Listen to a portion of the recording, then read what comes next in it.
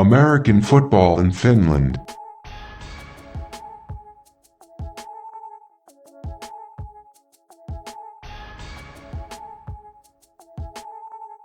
The voice in your ears is Perfect Pervis, and welcome to another episode of American Football in Finland.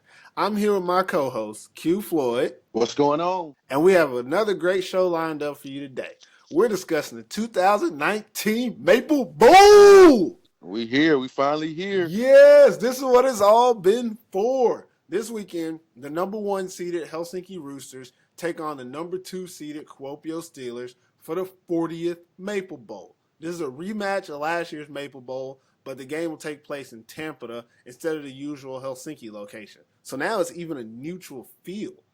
As usual, we plan to go into detail on this episode, but we'll try to keep it short for those who don't have more than an hour to listen to our ramblings. But if you do have more than an hour, we might have a little extra content for you. But before we get into the weekend, before we get into football, how was your weekend, Q? We know the NFL started. Hold up, y'all took we took a big L. The Steelers took a big L, but Auburn Tigers won. So I'm half and half. I had a pretty good weekend though. I can't lie. It was still a good bittersweet weekend, but football is football, you know, and it was exciting. That's not bad. For me, this weekend has been awesome. Playoff games was okay. I was actually the Wolverines game versus Steelers. We're not going to talk about these games, but that was a decent game to watch. It was worth watching. Roosters game not as much. Had to dip because it was raining, but obviously Ohio State got the dub. That's my college team. And then the LA Rams won. All you Panther fans out there, y'all owe me 10 push-ups. It is what it is. Everybody else is all love. And I have ESPN Player, and I have NFL Game Pass. I'm watching football all day, every day. So, yeah, my weekend was lit. That's the weekend. Let's get into some football.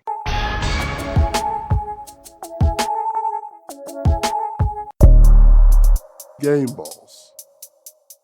Last weekend was the semifinal for the playoffs, so we're going to do game balls. We're going to bring it back. Let's give out some game balls from the playoff weekend.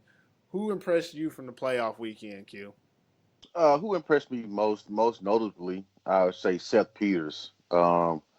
Seth made some plays with his feet and his arm for Kuopio when they needed it. They didn't put up a whole bunch of points in this game, but there were times in this game where he himself got out of the pocket and looked downfield and found his receivers and made perfect passes for those guys to make plays. Seth is a smart guy. If you watch the film, if you watch the game, he reads before the play even starts, and he goes exactly where you want to go. You know, and I think more than anything, with the go-ahead score for those guys to win, Seth, you did what you want your quarterback to do. I mean, it's a playoff game. It's probably going to be tight majority of the time, or at least we like to see it from the fan perspective. But Seth definitely showed up. Like I say, he didn't have just super great game, but he made the plays he needed to make at the time for his team to win. So my game ball goes to Seth Peters. That's a good game ball. He definitely did what he had to do. My game ball is going to go to the Swede, Matthias Eriksson. He just really stood out in this game to me. He's been great all year. European guy coming over and really being the 1B to the Donovan Hayden. But he had 2 sacks in this game, and it's just when he was making plays, it was just noticeable. He had, I think, 3 or 2.5 tackles for loss in this game as well. He was in the backfield. He was making a difference on that Wolverines offensive line. They couldn't block him. He was getting there. He hit Robert a couple good times. And he just really made a large impact in putting that pressure on the Wolverines that kept them from being able to do what they wanted to do with the ball. So game ball goes to Matthias Eriksson. I've been watching you all season, and in the playoffs, you stepped up like we expected.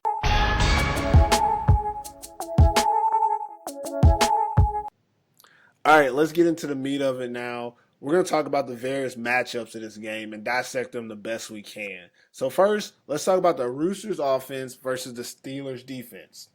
So we'll go Roosters wide receivers versus Steelers defensive backs. And with that group, Let's look at the Roosters receiving core.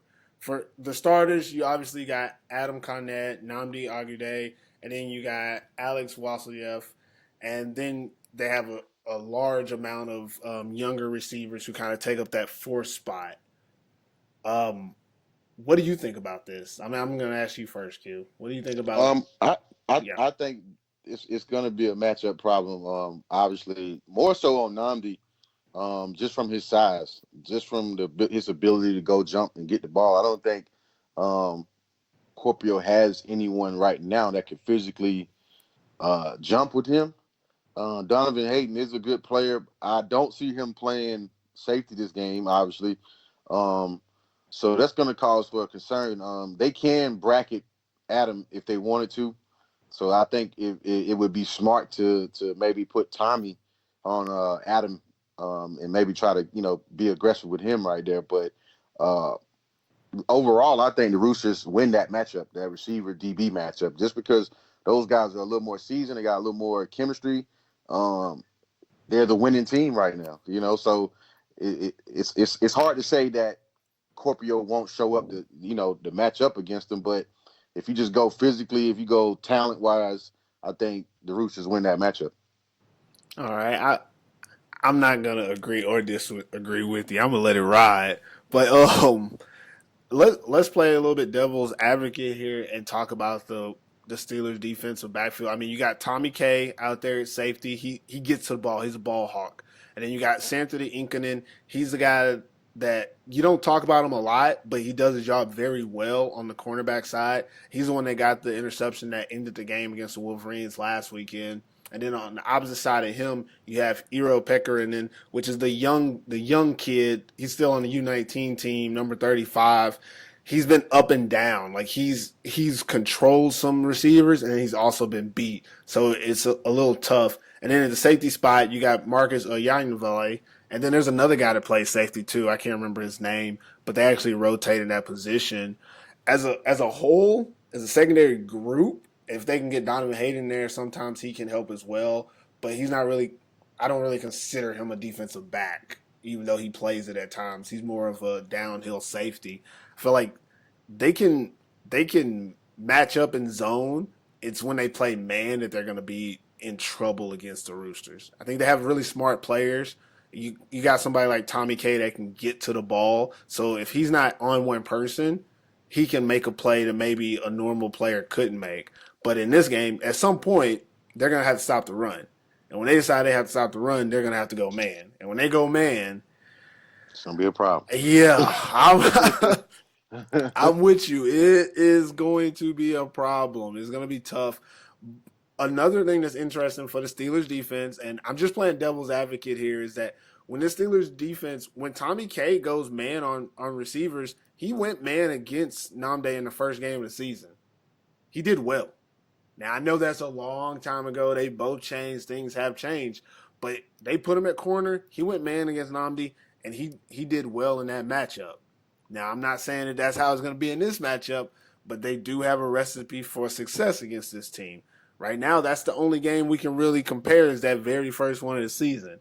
But I definitely think that this matchup is going to be worth discussing. That's for sure. So Definitely. moving to the next matchup, I'm going to write it down here. I'm trying to keep up with my damn times. The next matchup we got is the Roosters running back against the Steelers linebacking core. And when we look at that group, obviously for the Roosters, we're just thinking about Kari. And we're thinking they could use the backup guy. I can't remember his damn name. I always mess it up. I can't remember his name. You remember his name? Not Asa. Yeah, Essa. But, Okay. Sorry. Yeah, Asa. Yeah. Essa could get in the game as well. And he's been serviceable, but Kari's the guy. And we're looking at him versus Matthias Eriksson, Donovan Hayden, and a little bit, obviously, the defensive front for the Steelers as well in this matchup. What do you think about that? I think that's going to be a real interesting matchup right there. Obviously, we haven't seen much of Kari all season. I don't know if it's maybe because of injuries. He's had some but this game, things to do. yeah, it's some other, like he's had some things to do, and he's if he's healthy, if a healthy Kari, I think he will, do what he does. You know what I mean? Kari runs hard. Once he gets enough touches, he runs hard. But Kuopio doesn't have a bad defensive line. They have an active defensive line, and their linebackers are good. So it depends on how active Donovan is in the blitzing. But I do think they match up well against that. The running back, I think Kuopio wins that, like just because they have athletic linebackers that can cover, they can play the run.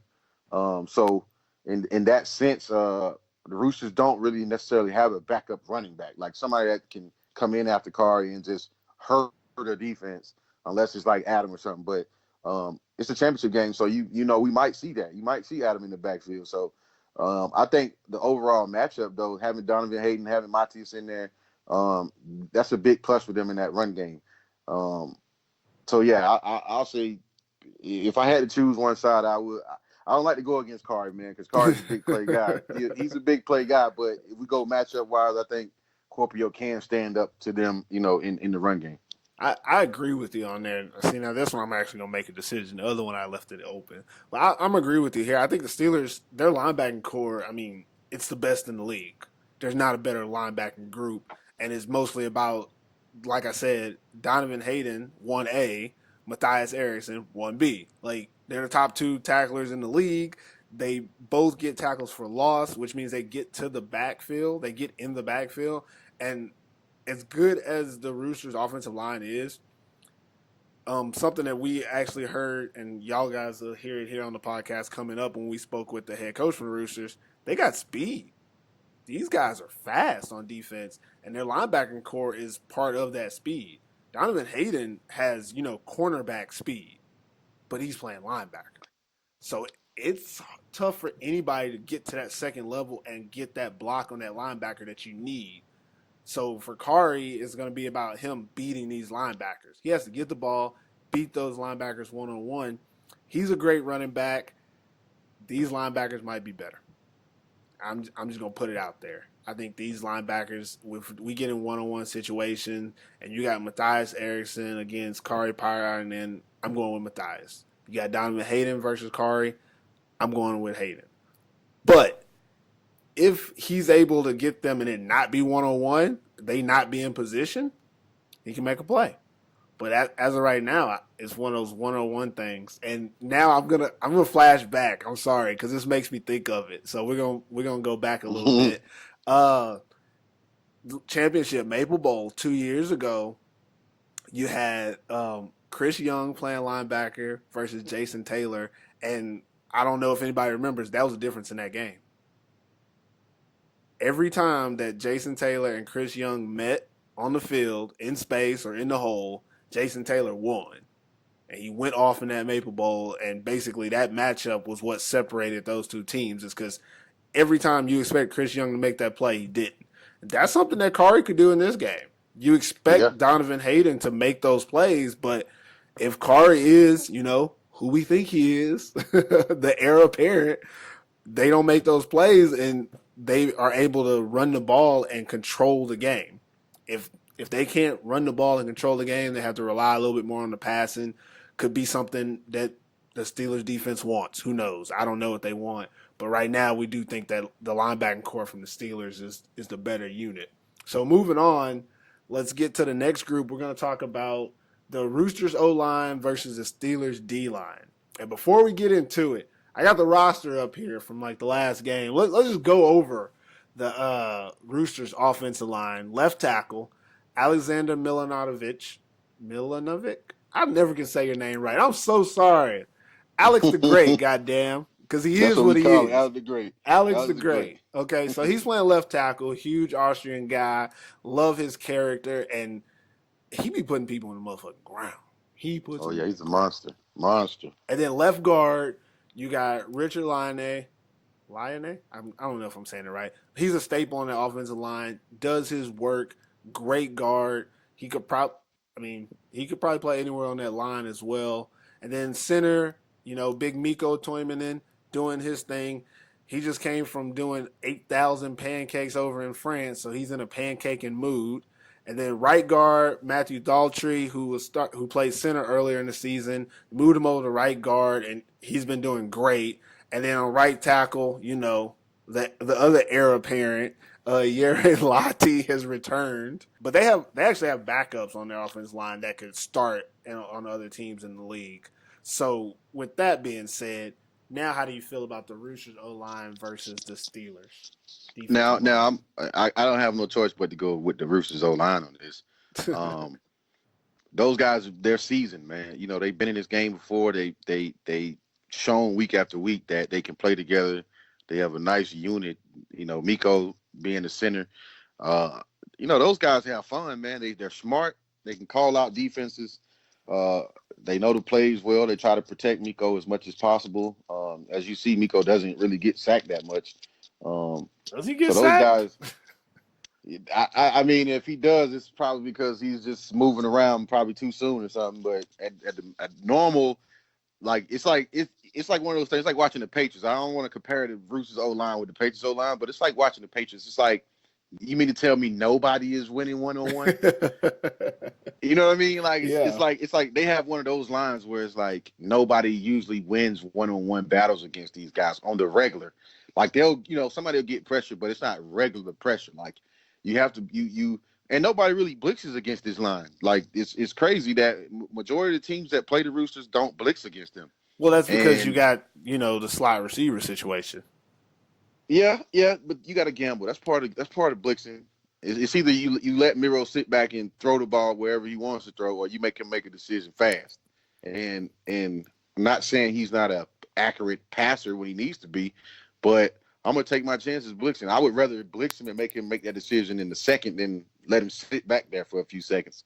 You know what I mean? He just has those receivers that can get open. So the Roosters O line is have been pretty much unbelievable this year. They've been able to do what they wanted to do. Like Mikko said, the last few weeks they haven't played that great Mm-hmm. offensively, and I think that's just getting later in the season.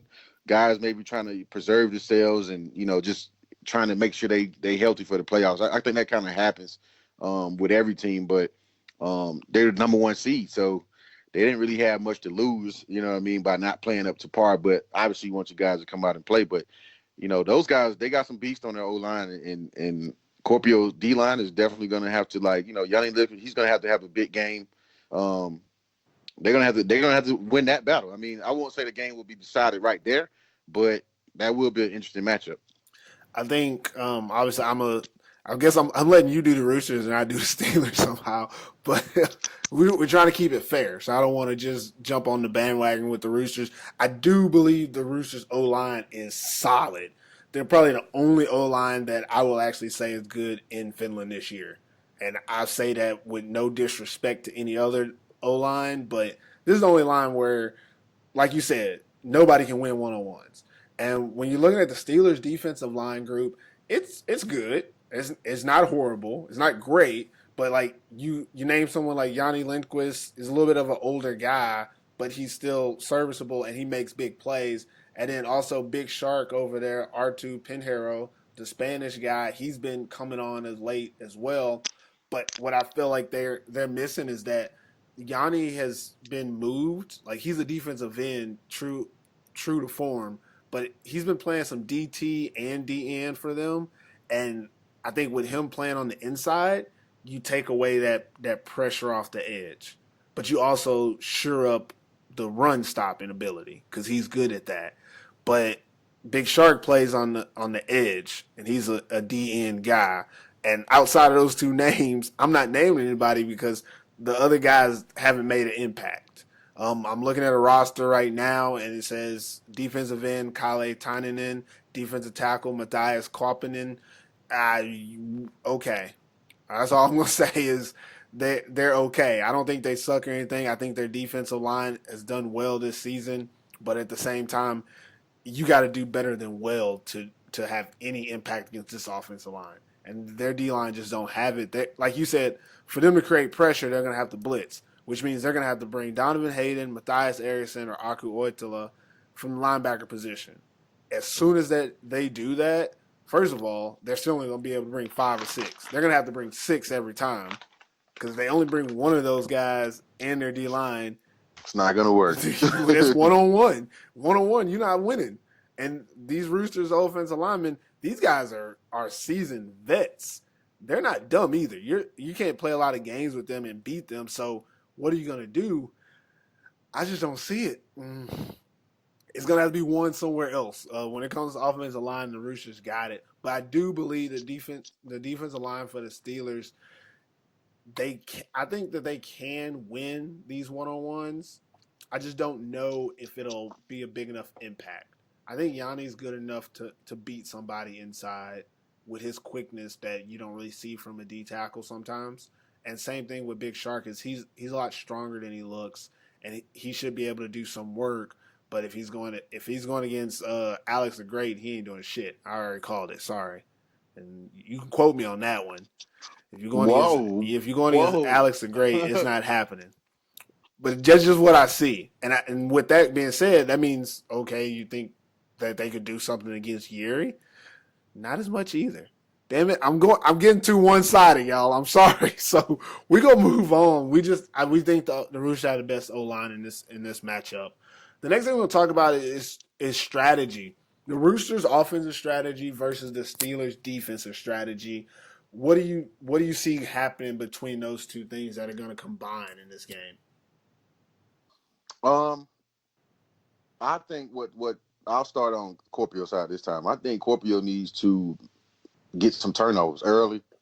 I think they need to score off of those turnovers, Yeah, and that'll put the pressure on the Roosters that the Roosters aren't usually getting. I mean, I when has the Roosters ever had to come back in the game besides the first time they played Kuopio?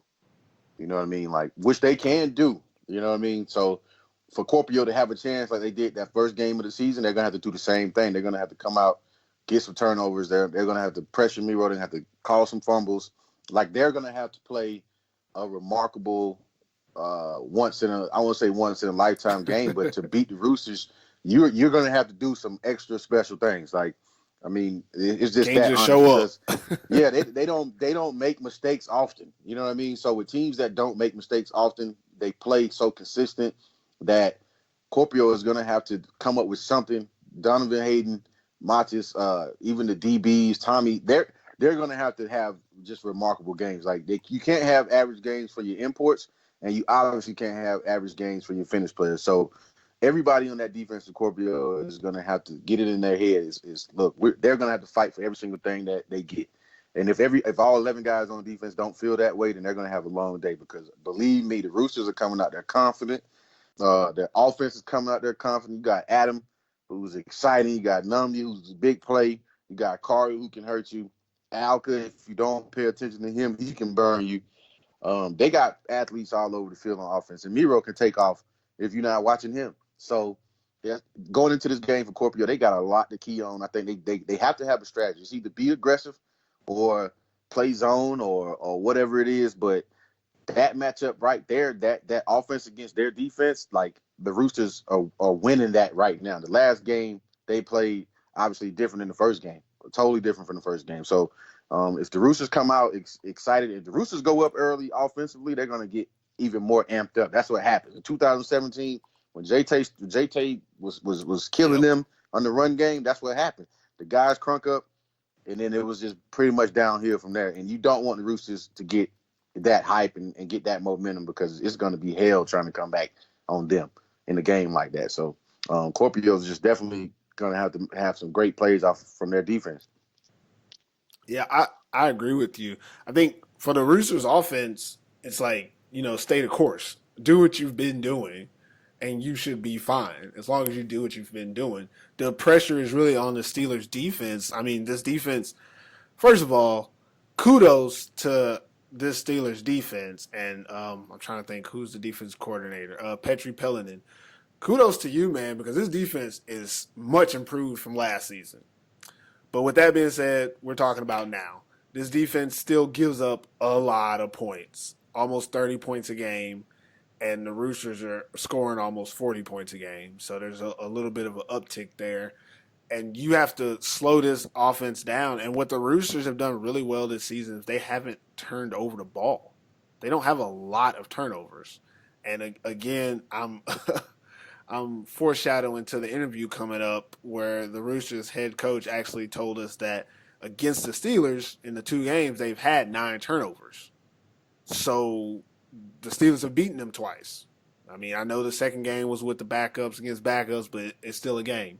It still plays into it. For the Steelers defense, that's what they have to do in these games. They have to create turnovers. You can't just have them. You can't even just have them go 3 and out and punt. Like, that's not even going to do it. You got to take away their will to win. You got to make them feel like, hey, we're in this game, because this Roosters team is set up to say, hey, if you make us punt, we think that we're going to punt and flip the field. We're going to pin you when we punt, and then our defense gets to tee off. So you can't even give them that. This Steelers defense has to create turnovers. They have to take the ball away, and then, in my opinion, I know we're not talking about Steelers offense yet, but Steelers defense also needs to score. I think that's one thing that is really going to set the tide for a game like this, is that their offense is not as predictable as you want it to be, and they leave points on the field. For the Steelers defense, instead of putting your offense in good position, don't even give them a chance. Create a turnover and take it back. Tommy K, get an interception and score. Take it all the way back, score, and don't do something stupid like fumble the ball on the kickoff, on the interception return like you did at the beginning of the season. Damn, I didn't mean to go back like that on you, Tommy. But you know what I mean. That's all I got for it. What you got? Are you muted? No, you pretty much said it all, man. I think it's obviously for Kuopio winning. You know, the second game doesn't count. I'm just be honest. Like you said, it was the backups against the backup. It didn't mean anything. So, but it does give you some kind of confidence, though. I mean, they're still using their players. And they're still doing their schemes. Like, it's not like they just came out there and said, oh, we're going to do all this random shit. They were both trying to still get better with their backups. Yeah, and I think coming into this game, definitely the battle of the quarterbacks, man. The battle of the quarterbacks. Yeah. How good Miro plays, how good Seth plays. Seth doesn't really turn the ball over a lot either. But like you said, the Roosters, have a lot of turnovers against Kuopio for some reason. I don't know why against them they have the most turnovers, but this game should be interesting. This is, like you said, they're not playing in Helsinki, so that home field advantage feeling that the Roosters normally have, they won't have, and it's a neutral site, and I think that's good for the game because now teams you can come there and everybody can feel like it's an away game, really. You know what I mean? And it brings a more neutral feeling. Both teams have to travel now. You know what I mean? So that's a big difference. But I think overall, this is going to be a better game than last year, I believe. Yeah, I do think it's going to be a better game than last year, and that's what people want to see. They want to see, this is the game that Kuopio wanted. They wanted to go back.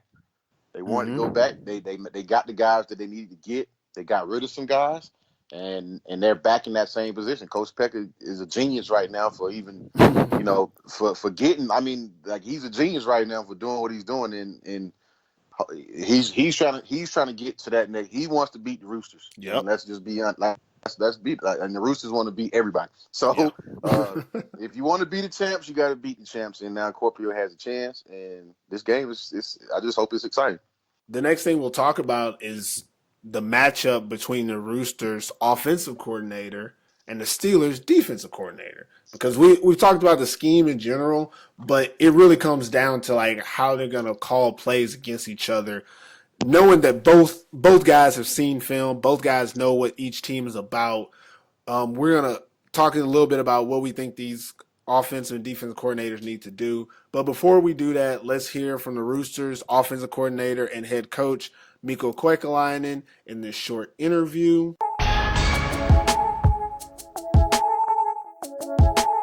Okay, we're here with the head coach of the Helsinki Roosters, Mikko Koikkalainen. Welcome to the podcast, Mikko. Thank you. Again, we're sorry for not getting the Roosters podcast out last week. We recorded it. Promise you, we spent some hours recording it. Just didn't have enough time to edit that damn thing. Yeah, I'm sure Q picked the crocodiles. I did, man. I did. That's how it goes sometimes.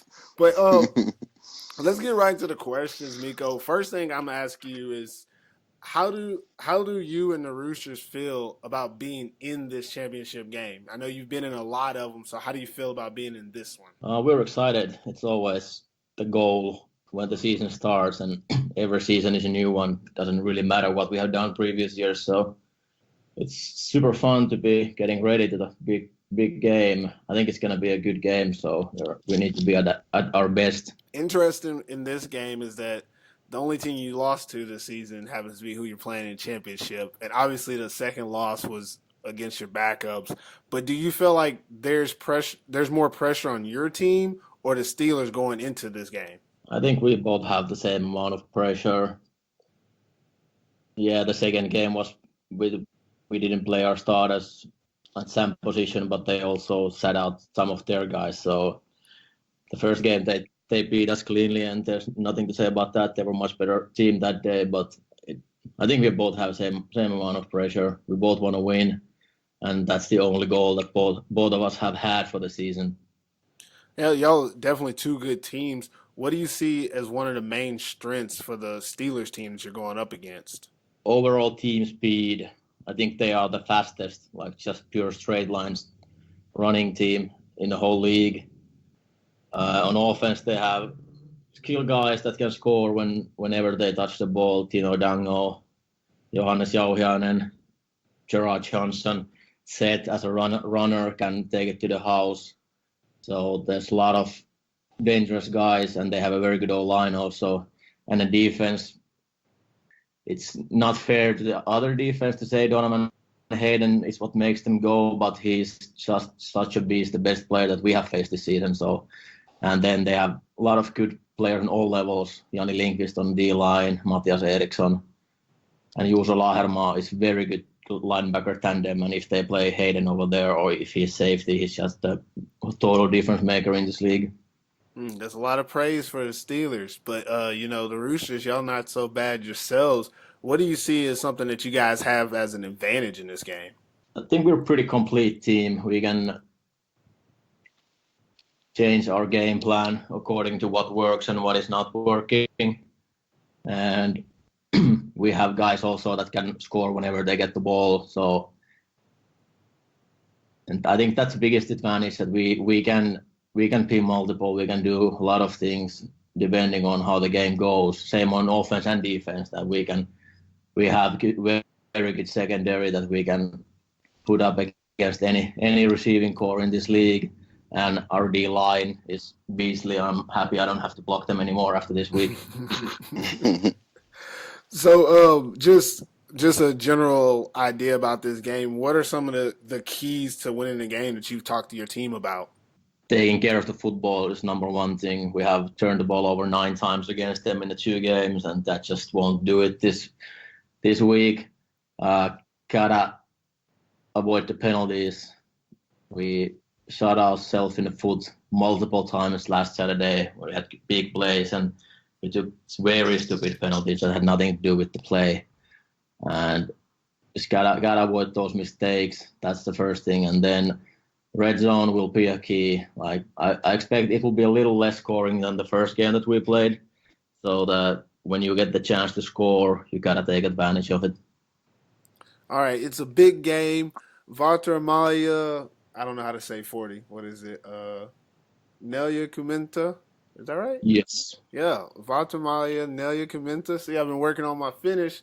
Why should fans come watch this championship game in Tampa, of all places? There should be big happening by the federation. There's tailgating and stuff.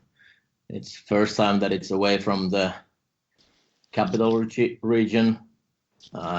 2 fairly evenly matched teams. I think it's pretty hard to predict, like the overall who has the upper hand. So it should be a tight game, and with a lot of good national players and American players. Both teams have, I think, the best American talent that this country has this year, and the main core of the Finnish players are all national team players. So two very good teams. So it should be exciting football game.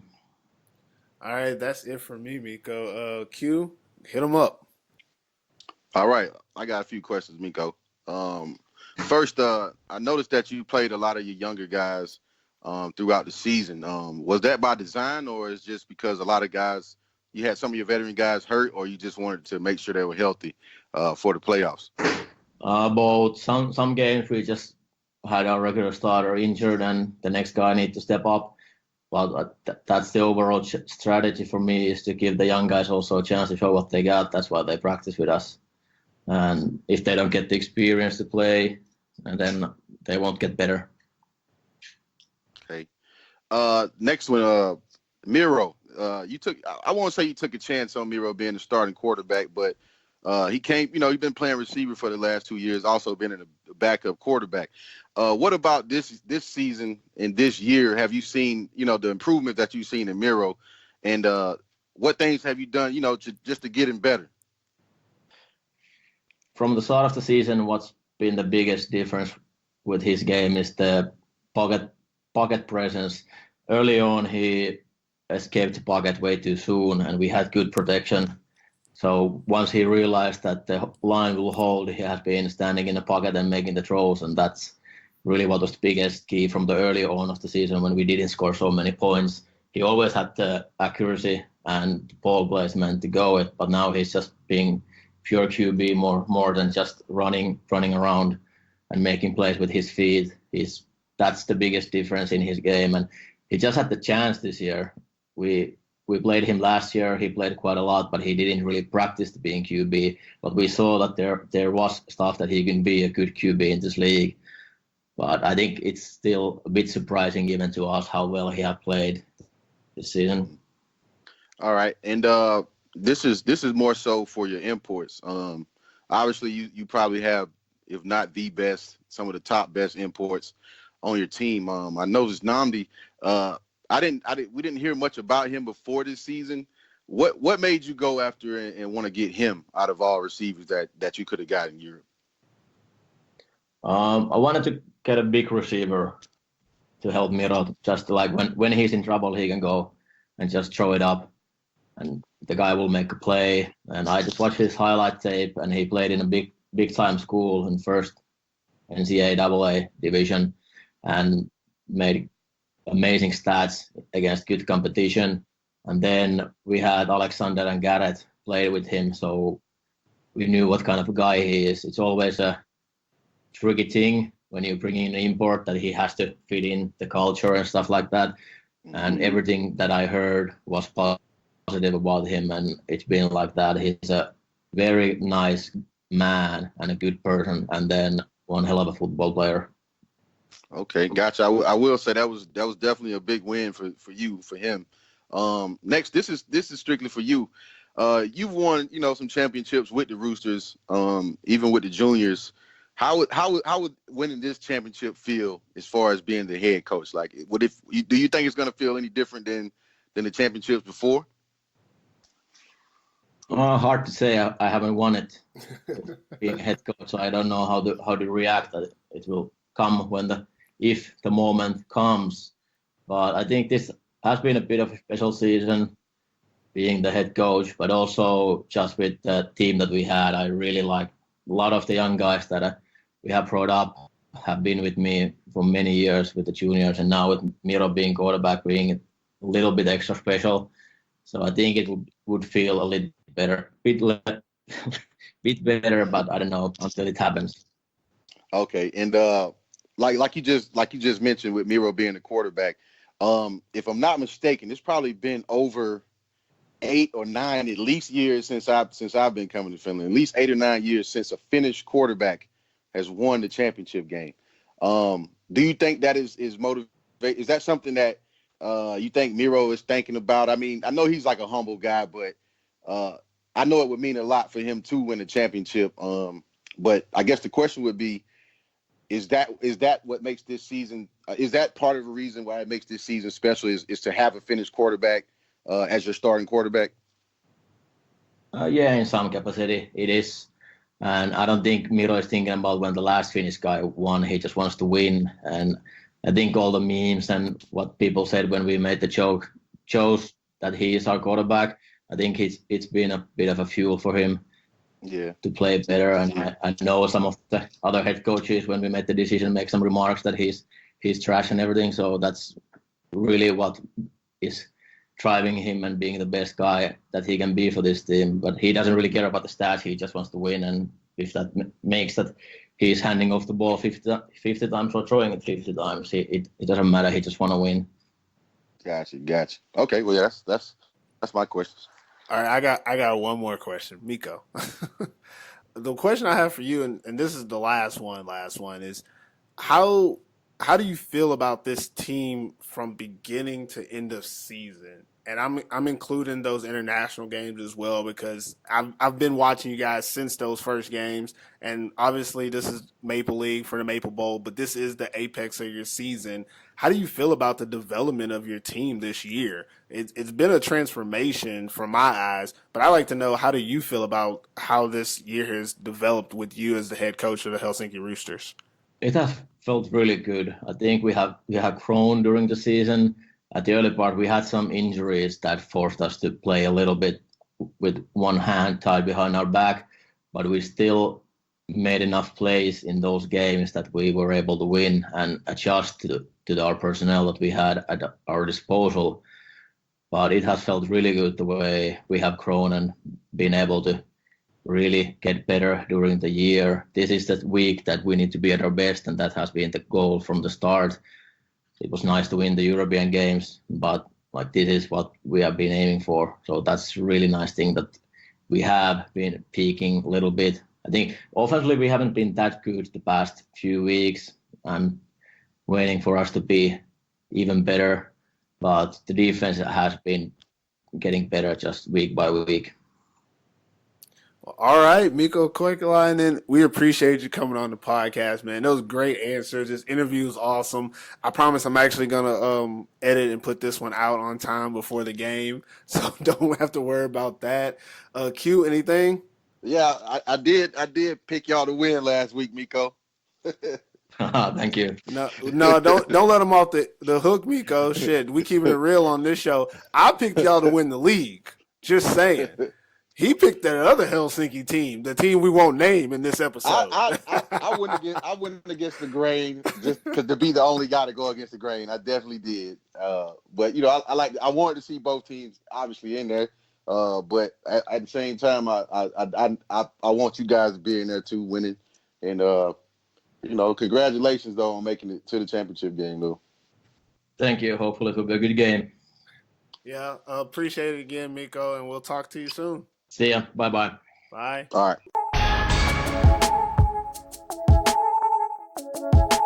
Last thing we're talking about on the Roosters offense versus Steelers defense is the coaching. A lot of people kind of don't talk about the coaching, but we obviously on this show we talk about coaching a lot. So, what do you think is going to be happening between Mikko Koikkalainen going against Petri Peltonen? That's the matchup here. What do you see going on there, Q? Well, I haven't been around Petri to know what he does as far as preparing the team for getting ready for the game. But I have been around Mikko. Okay. And I will say Mikko is a numbers guy. He is a film guy. He watches film, not only just Finland film, he watches NFL film. The guy's a guru when it comes to calling the offense. He knows how to strategize and he sees where he wants to go with the ball. And then he relays that to the offense, relays that to Miro. I think a lot of success that Miro has right now is just from Mikko explaining things to him and showing him, like, all right, this is what we want to do. If he goes here, you go there. You know what I mean? Stay in the pocket. Trust your offensive line. And when it comes to matchups, Miro is going to go wherever the weak guy is. And that's just simple. Like, he's not going to shy away from it. If he feels like they can beat a cornerback or if they can beat a safety, he's going to go with that guy, and they're going to expose it. And if you don't realize that, like if you don't know your own weaknesses, it's going to be a problem. So Coach Petri, if he doesn't know where he think, like, it's one thing to have confidence in your team, but at the same time, you can look on film and say, you know what, we have problem covering these type of routes, these type of combos. So we probably need to do this or try to get this guy here more. Like, he has to be prepared on that aspect. There's a lot of guys on the Roosters offense that can score. So Coach, he has to figure out who do I want to limit? You know what I mean? Like, Yeah, who you do gotta I pick want to it. limit? You got to pick one. Is it going to be Adam? I mean, smart thing would say be Adam, I think, in Namdi. So That's hard. That's um, two people, it's man. it's it's going to be hard to do. It's going to be hard to do. But if you want to have a chance to win this game, you're going to have to either trust your D line to get pressure, and you have to trust your linebackers away from those guys and the linebackers to those guys so they can get to them, get hands on them, and get in that vicinity of where the ball is going to be thrown. If you don't do that, then it doesn't matter who's coaching that Yep. defense in Kuopio. Yeah. The Roosters are going to still score. They're still going to do what they do. So I think defensively for Kuopio, I'm just saying I think they should be aggressive. Come out aggressive. Don't come out with the let's play zone. Let's see what they're gonna do. You already know what they're gonna do. You done played against them already, so you know exactly what they're gonna do. So I think come out, be aggressive. It's a championship game. You have nothing to lose. The Roosters are the defending champs. Seven times. 7 times. They're the ones who really technically have to lose the championship. Like Kuopio, like you made it, but at the end of the day, you're playing the number one team. So you gotta say, You got to what? beat the champ. You got to Yeah, we prove got that you got to take the yeah, title. You don't get the title. You got to take the title. you got to take the title, and that's what they're gonna have to do. They're gonna come out there and just give it all they got and make the plays because at the end of the day, you're gonna look back at this game and you're gonna watch film. You're gonna say, man, I should have did this and I should have did that, but you got to just do it, man. You got to take risks. Put your guys in positions to make plays, and that's what Coach Petrie just has to do.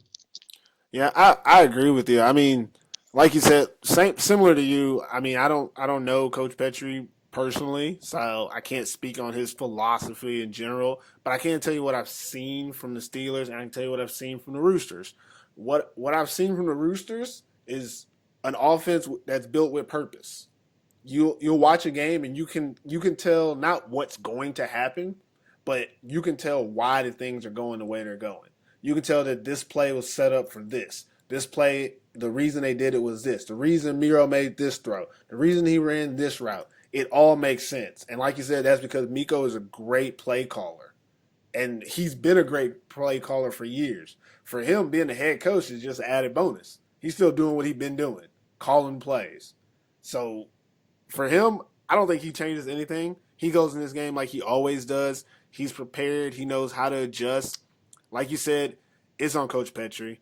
It's on what the Steelers defense does. It's on how he calls it, how he does his personnel. And that's a huge thing that I think the Steelers have done well this year, and it's a reason that their defense has improved, is that they haven't stayed in a same stagnant defense. They've moved Donovan Hayden around. They've had Tommy K move around. They moved their defensive linemen around. Like I said earlier, they have Yanni Lindquist playing on the inside more often now. That's a move that benefits them. They did that because that's how they felt that they would be a better defense. And I guess in this game, the biggest difference would be, can he move those people around and that personnel on that defense in time? Does he wait until his corner gets beat 3 times to switch him? Or does on the first time that Namdi jumps over Ero, he says, let's switch and put Tommy K there? Or the first time he jumps over Tommy K. They're both short. I'm sorry. Well, actually, Ero isn't short, but Tommy K is short. So, I mean, at some point, he's going to be able to fade up Tommy K. But just, I'm not trying to go on too much of that. I'm sorry for rambling there. But I think that's what's going to come down for Coach Petrie is that can you adjust on the fly like Mikko is going to do? Because Mikko's going to put his players in the best position to be successful. Can you do the same thing? And obviously, me and you both don't know the guy well enough to say that he's going to do it. But I do believe that what I've seen from the season throughout the season for the Steelers defense, I believe they're capable of it. Now, if they'll do it, that's on them. But I do believe they're capable of adapting with the Roosters offense at a high rate. We'll just got to see how it turns out in Tampa, though.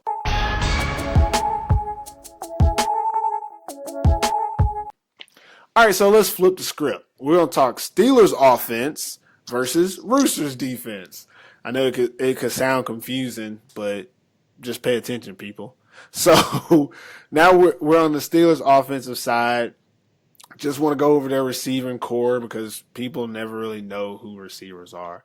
But we know for these guys, they got Johannes Johainen, number 19, Tino Ndongo, number 88, Juho Väisänen, number 8, and then they also have Petri Vilpanen, number 12. And I'm not sure if he's still playing. I think he had an injury a couple weeks ago. But that's their core receiving. That's the receiving core. And you also got to think about Gerard Johnson. He gets in there and catches a couple passes every now and again. And then on the defensive side for the Roosters, you have all the best national team defensive backs in Finland. And then you add Montez Lattimore. I forgot all about him. He's the new cornerback. People have asked me about him. I'm just like, I mean, he just went into the fold. He added to a great team, but he's also a dynamic talent, D1 talent, playing cornerback for him. Viljo Limpinen, love that guy. Axley Olin, obviously. Nico Quick, that's what we call him. And then Benjamin Ulapa came over this year. And then later in the season, even Walter, why am I blanking on his name now? Damn it. Walter Vasanova came over from Sweden and joined onto his defense. So they have and that's not even, I didn't even mention Viljo, I can't remember his last name.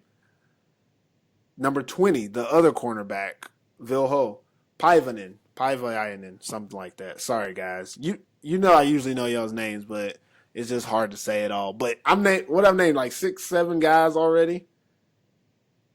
And that's the defensive backs for the Roosters. I like the Steelers receiving core, I really do. But the Roosters, the defensive backs and the packages they have packages for every situation. You know, like if you come out in a 3x1 or 2x2, you come out in 2 tight, you come out in 2 back, you come out in empty. They got packages with specific DBs in certain spots for this because you usually run this play or this formation does this to this. You motion, they move it like this. It's one of the most professional defensive backfields I've ever seen because they're so versatile and they can do almost anything with this group. In my opinion, and I went first on this one, I think that for the Roosters defensive backs, containing the Steelers receivers isn't that big of a deal. For them, all it's going to be is we just can't let Tino get by us. Other than that, I think that they'll be fine against these receivers. And that's no shade to anybody. I still think Johannes is a great receiver. I just think his skill set doesn't bode well against this defensive backfield. That's all I got. I think with the Kuopio receivers against the Roosters DBs, like I said, they are some of the best DBs in the country. The Steelers just have to do the same thing, man. They got to find the weakest link. Mm-hmm. They have to find the guy that they need to go at, and if you get Tino 1-on-1. I think you need to try to take advantage of that because nobody on the Rooster secondary can run with him. Who do you think you would want Tino against? Call him out. Let's go put a name out there, man. That way, after the game, if we're right, we can brag, and if we're wrong, people can come at us. Go ahead. I'm gonna go off of film. If I'm going off of film, I think if you can get him matched up on Olin, that's where you can win. That Olin is not the fastest DB, but he is aggressive and he will miss. But you can see from the film all year, if you get by him and you catch the ball, it's probably going to be a touchdown. He doesn't have that speed that he used to. He's a little older DB now, but still athletic, still good. But I think he's a little bit too aggressive at times. Yeah, the recovery speed isn't there. Yeah, his recovery speed is definitely not there. So I think if you can get that matchup with Olin, and I'm just going on for film. I don't have anything. Olin played great for me, and I love him. He's a hell of a DB, but he is the liability when it comes to the man-to-man. I mean, he's giving up a lot of touchdowns on his defense. So if you can try to get Tino matched up on him, then you could probably win right there a few times. I agree. I think just looking at how the Roosters run their defense, you've got to get Tino in the slot. Because honestly, I feel like the Roosters' defense works better when you have Montez Lattimore on the outside and Viljo Limpinen on the outside, and actually works as the nickelback. I know Vilio also can do nickelback work, and Nico Quick can do nickelback work, but I think that's where it actually shines. Kind of reminds me of now. Let me go back to history on y'all again here today. Reminds me of what's my boy name?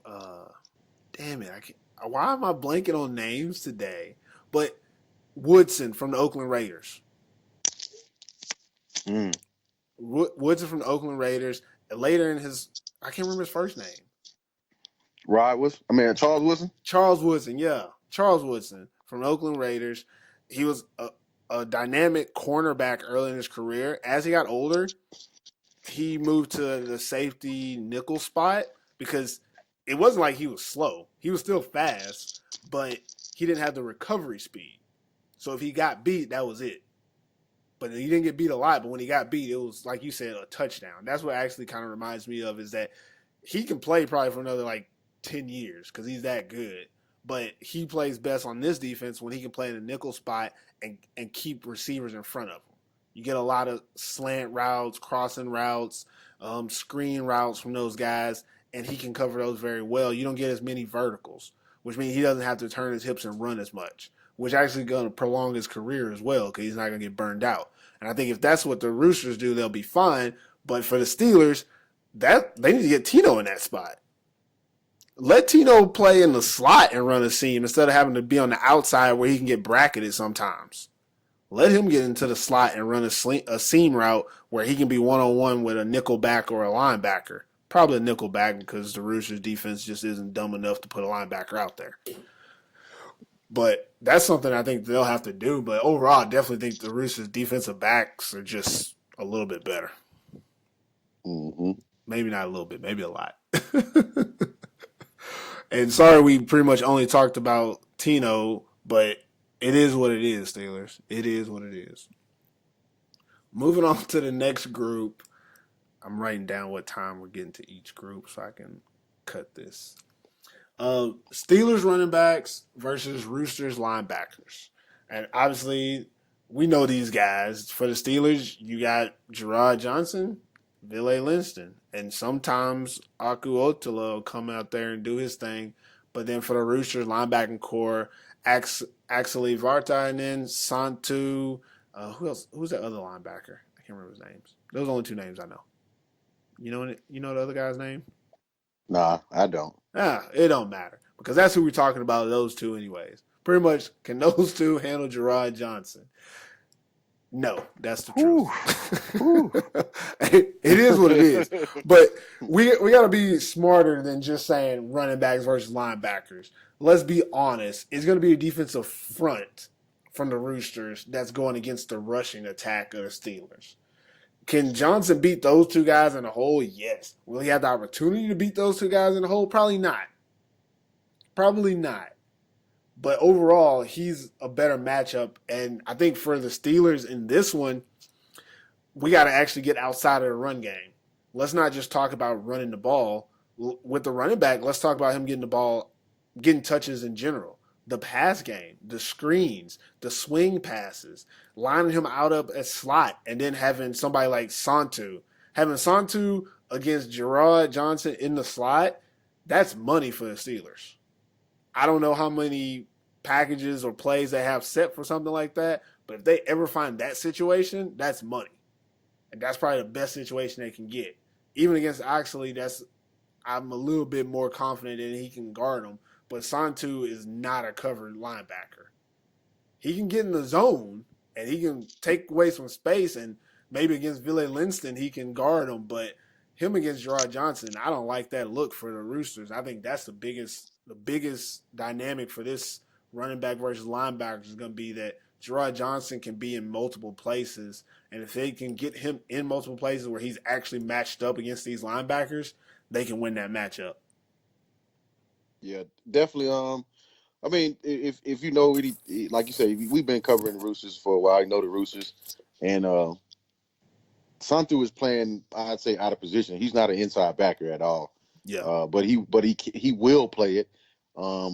Being that they run that nickel package majority of the time against passing teams, he's a good fit in that because he can get out to the curl or he can, get his hands on receivers. They don't have a necessarily run stopping linebacker core. Mm-hmm. It's more set up for the pass. Their D line being so strong that those guys, they They do can the run. see. Yeah. They do the yeah. It's like they do so much just because of the D line being so strong. So if Gerard can get 1-on-1 with any one of those linebackers, he's obviously going to win. If he gets to the second level, it's going to be hard. Yeah. Because as you go back to the first game, that's where he hurt him at. Anytime he got through on the second level, he was gone. Yeah. Or he got a big run. So that's going to be a matchup. It just depends. He didn't have such a great game this last game. The Wolverines actually came out in a different scheme than Kuopio probably was thinking about. Mm-hmm. So that kind of started, I think, their blocking scheme. But the Roosters are obviously not going to run the same defense the Wolverines ran. They're going to run their same defense. They're going to count on their D-line to get pressure to stop the run and all that. So Gerard is going to have a major – I mean, this is the game he wants too. You got to know, like, this guy probably has been thinking about this all year. Like, this is the game we've been working hard to get to. It's time he has to show out. If he doesn't show out, then that's just a letdown. I'm gonna be honest, it's a letdown for me. I like the way he plays. I like the way he runs. He has a major game. I know his O-line has to play good, but he needs a major game from the passing game and the running game. He has to control how his offense runs this game.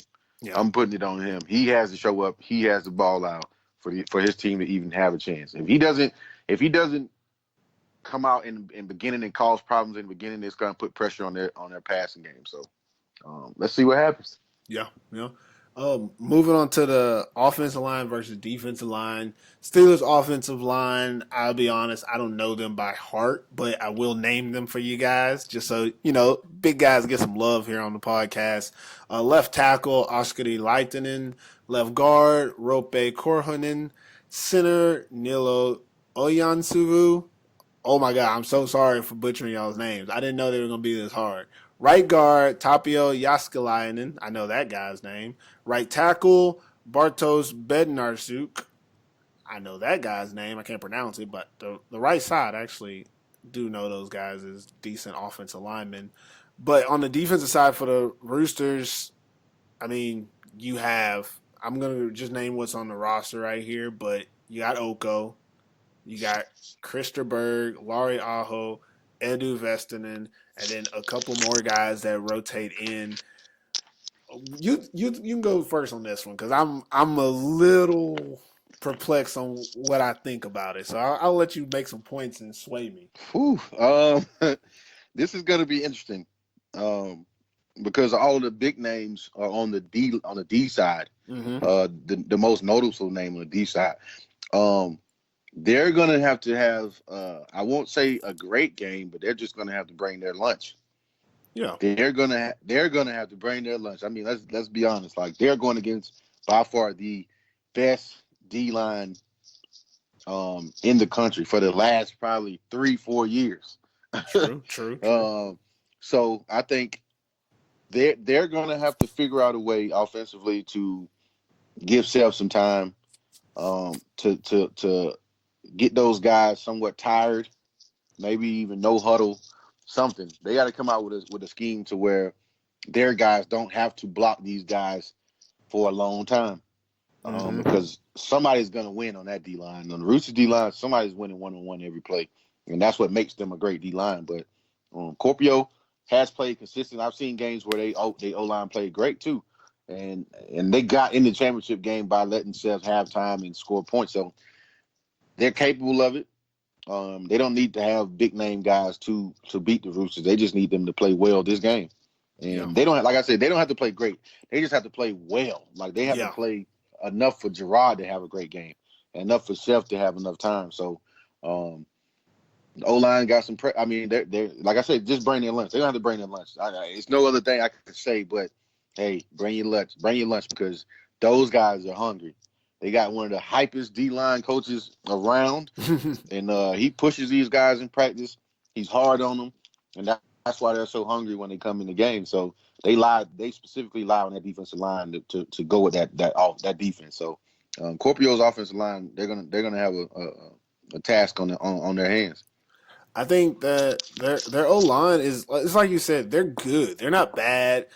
We don't have any like star guys. One of their best O linemen got hurt before the season, and earlier in the season they actually struggled.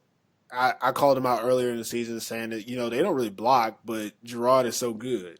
As the season progressed, they got better. I don't know if they got new players or if their coaching just got better or the schemes. I really don't. But I can tell you I've seen improvement from that offensive line. They're no longer, the point of attack is no longer 2 yards in the backfield. It's at the line or 1 yard down the field, which is what you need. But that is going to be difficult to do against the Roosters defensive line, where this defensive line for the Roosters, they're mostly they're pass rushers. They're ball getters. They like to get the quarterback, but they know that this is a running team. So what actually happens, what I see from the Roosters defensive side is this is when you have Santu and Oxley put into that defensive front. I think what you're going to see from the Steelers is they're going to try to move their linemen, and what the Roosters are going to do is have their linebackers blow that shit up. And the beneficiaries of that is going to be their defensive tackles and defensive ends, who aren't going to have to worry about one-on-ones because they're not going to be getting blocked, because they're going to be putting pressure into those moving boxes. I think the Steelers have what it takes to hold up against them in the pass game, but I'm more concerned with the rush game for the Steelers. Is how can you move these bodies to create holes or at least give Gerard Johnson time to run the ball? I don't see a way where they can do it effectively. So I think that for the Steelers offensive line, the first thing they have to do is get the ball out quick, get into some type of pass game to make that defensive line less aggressive. Does that make sense? I think that's the word I'm looking for, is aggressive. Yeah. That this offensive line, they have to make the Roosters defensive line less aggressive. Get them with some pass plays, some screens, running back screens, not the bullshit smoke screen to the receivers, because that shit don't ever work against good defenses. Sorry, it just don't. And the Roosters have a good defense. But I think that if they get them to where that Rooster defense line isn't as aggressive, they'll be fine. They'll be able to hold up, give Seth enough time. I don't want Seth running. They've done a great job late not making him have to run with the ball. But if he has to run against this defense, I don't like it. I don't like him running in space against the Roosters defensive front, because they have the speed and they want to get to the quarterback. I want him getting the ball out quick and getting it to Gerard as fast as possible, and Gerard making the defensive line run, because he'll get them going side to side a lot faster than Seth will, which will actually wear them out. And I think that's something that the O-line is going to need as well. They're going to need that defensive line to be a little gassed when they're blocking them. As long as they can keep the aggression from the Roosters defensive line down, I think they'll be fine. But that's still to be seen. Who knows? So moving on to the next thing we're going to talk about the Steelers' offensive strategy versus the Roosters' defensive strategy. How do you see that matching up? That's just going to finding the weakest link in the passing game on the Roosters defense and trying to exploit that, and getting Gerard as many carries and getting as many touches as you can for him. Not turning over the ball, I think, is probably their biggest thing. You want to limit how much drives Miro's out there. You want to limit the opportunities they have to score. If you get Gerard going and running a lot of the clock, that'll be great too. So you don't have a shootout. You want equal drives as far as possessions, and then try your luck. Then play ball in the fourth quarter. But you don't want to come out. You don't want to come out and try to go shoot it out with them, because that's when you passing the ball that much, like they say, 3 things can happen when you passing the ball, and 2 of them bad. That's so true. if you can get your running game going, I think Kuopio, if they can get their running game going, I think that's their best bet in is controlling the game, and so for them, I think it's just that. Let the running back get in the game, let Gerard get in the game, start gashing if he can, and then finding those holes on defense that you can exploit, and just more so, the Roosters just have to prevent that, which those guys are veterans on the other side, so they're going to be playing together. They're going to communicate, and Kuopio just has to exploit the weaknesses and the holes that they find. I think that when it comes to the Steelers offense versus Roosters defense, you got two very simple things going on. It's just offense versus defense. Offensively, you have to execute. Defensively, you have to create chaos. All defense is fucking up what the offense does. You don't have to mess up everything. You just have to stop. You have to create some type of chaos that they're not executing. Now, for the Steelers, their job is harder on the offensive side. And maybe that's because I have an offensive background, but I believe that for them, they have to execute an entire drive to score against the Roosters. That's very hard to do against this well disciplined defensive team. Yeah, this defense has to create chaos, but they're creating it on a systematic level. Like they know when and where they're going to create the chaos. While the Steelers don't know where the chaos is coming from, but still have to execute. And I think in this matchup for the Steelers, that execution is going to have to come from adjusting. And I've said it before, and I still believe it true, that this Steelers offense has not done well adjusting in this game. When something is working, they will continue to do it. But if something doesn't work, they will continue to do it. And that's been the biggest drawback of this team this year has been that sometimes you're like, okay, they're going to put their foot down and just, do this, and then they don't. Or, oh, they're going to drive and they're going to finish and score a touchdown. Oh, they don't finish the drive. And that's exactly what the Roosters defense want. They want the Steelers to play like the Steelers. Leave points on the board early because we're going to score. So then you have to pass to get back in the game, and we know what you're going to do. That's what the Roosters defense wants. So I think when it comes to the Steelers offense, it's really on them in this game is can you execute, and can you execute while adjusting throughout the game? If they can do that, they're going to be doing something that no one has done against the Roosters. No one has adjusted successfully against this Roosters defense this year. It just hasn't really been done. Even in the first game when they played against them, they didn't have to adjust. They were just outplaying the Roosters. But in this game, this is a different team. You're not going to be able to just say, okay, Gerard, go run wild. He's going to have to do some different things. You're going to have to put him in different spots. You're going to have to get the ball to different people. Somebody like, damn it, I can't remember, Petrie, the receiver number 12. Someone like Petrie or even number 8, Yuho, who also plays quarterback. I think that's the backup quarterback. One of those two guys, or even Ville Linston, is going to have to be part of the offense, and you're going to expect them to execute, and it has to be done. It can't be a surprise, oh, somebody stepped up. It's got to be, we knew this was going to happen. We prepared for this. We planned for it. When the Roosters gave us our shot, we took it. I think they could do it. I really believe that the offense is capable of doing it. I haven't seen it yet, but I believe they can do it against this Roosters defense. I think if any time was it able to happen, now is the time. I believe in miracles. Is that what I'm saying? I believe in miracles. I mean, I really have no founding for it. I just believe that this offense is capable of it. And even more so, I believe in Gerard Johnson. I believe that they will do what it takes to get him the ball and in the right position, and that could be enough to win this game. Next, we'll talk about the matchup between the Steelers offensive coordinator and the Roosters defensive coordinator. But before we get into that, we'll actually talk to the Steelers offensive coordinator and head coach, Coach Pekka, can't say his last name, sorry, in this short interview.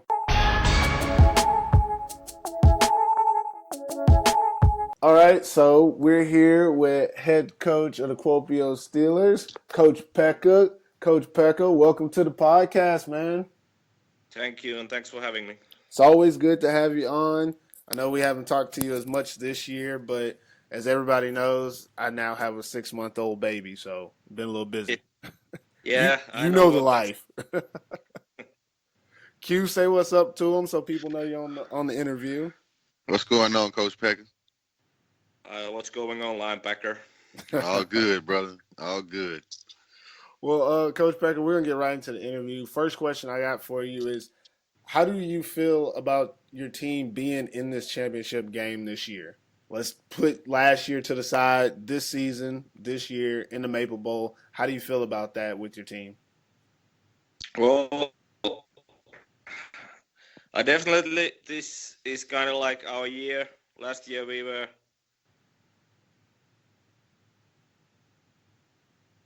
practice in the Maple League as a whole, and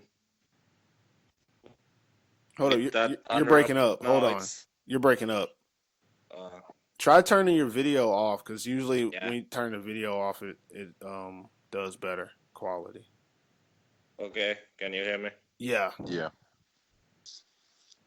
just start from the beginning. It's fine. Yeah. So I think like this is kind of like our year compared to last year. We were new to the league, and playing against the Roosters was still like too much of a big deal for us last year. I think looking back now, and I think like the first game this year we showed that there's no like extra respect for that red uniform anymore, and I think we are ready. That's awesome. That actually is going to bring me to the next question I was going to ask you is, do you feel like there is more pressure on you guys or the Roosters going into the game? Well, I think it's pretty clear that the pressure is all on the Roosters. I think they are pretty much, everybody seems to be crowning them as champs already, and except I think I'm sure that there's some doubt in the Roosters players' minds after the 2 losses this year.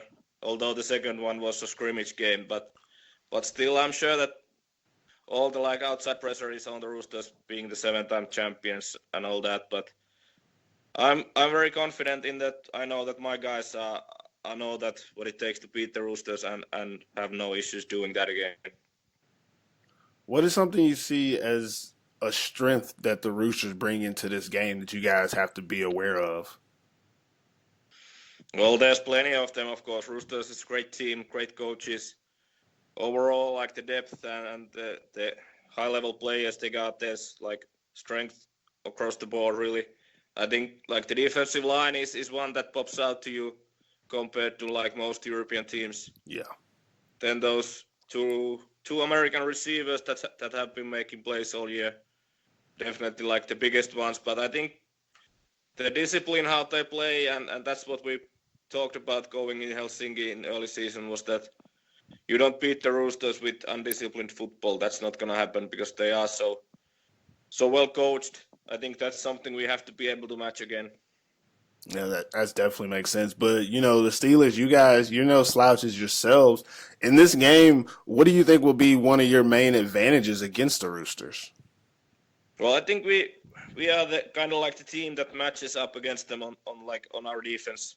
I think like Donovan Hayden is the best player in the Maple League, and he can take out a player or two even. And Tommy Kachoa showed in the first game that, and has been playing great throughout the year, that he can match up against anybody in this league. And overall, I think we've been kind of like getting ready to play the Roosters in a lot of ways, like during the off season and all that. So I think that's one of the strengths that we got on defense. And then I think our rushing offense is key. We have to be able to run the ball well enough so that we get those one-on-ones outside. And even with like the new guys they've added to the defensive backs, I still think we got some good matchups there, and we have to win those when we get the chance.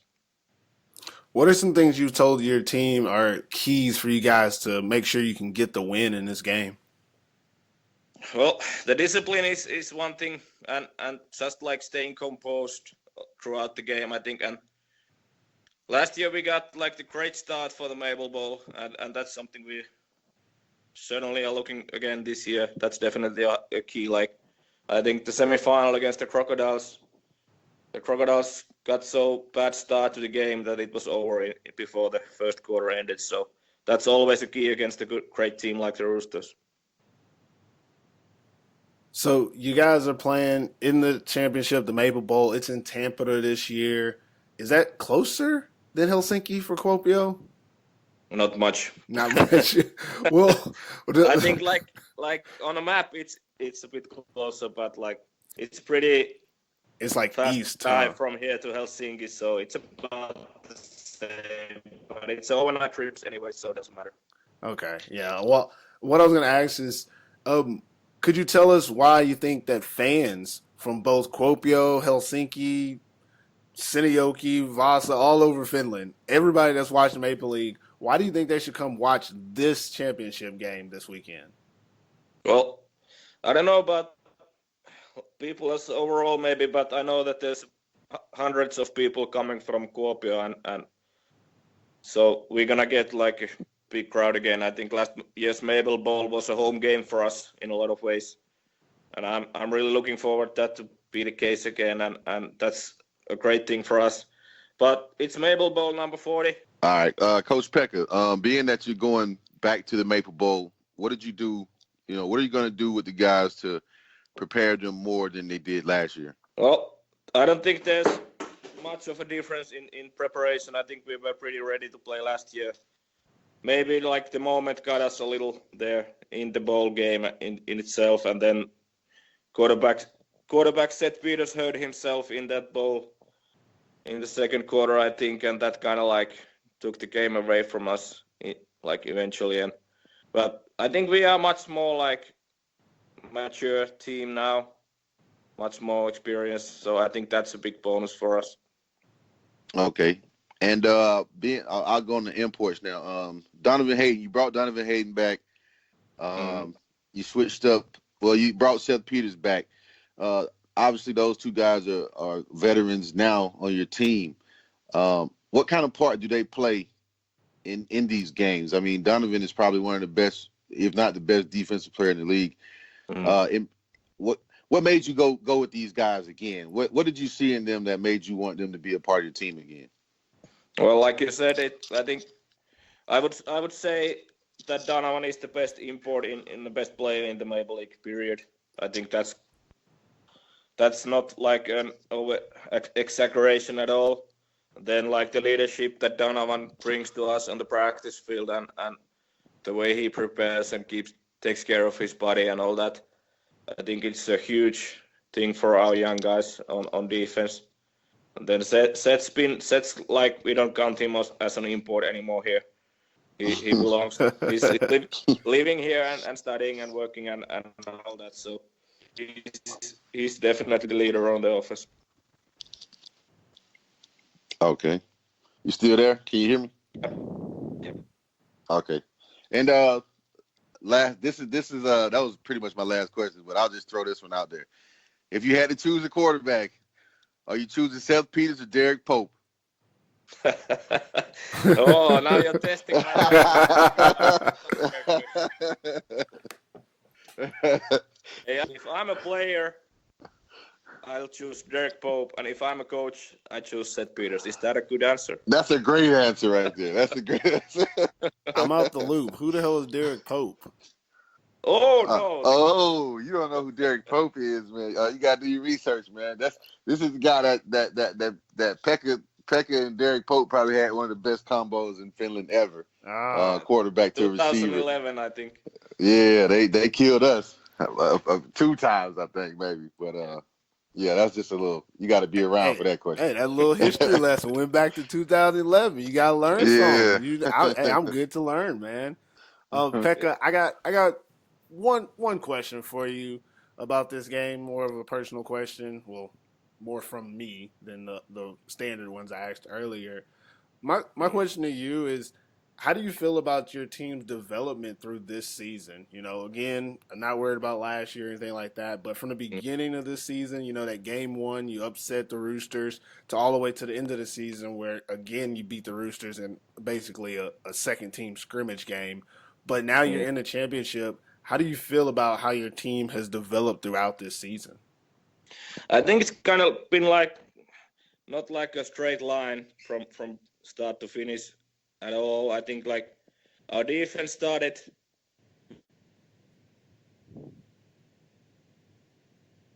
Damn it! Did he break up again?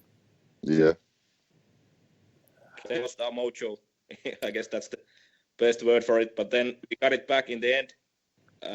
Pekka, start over. When you said our defense started, then it went blank. Yeah.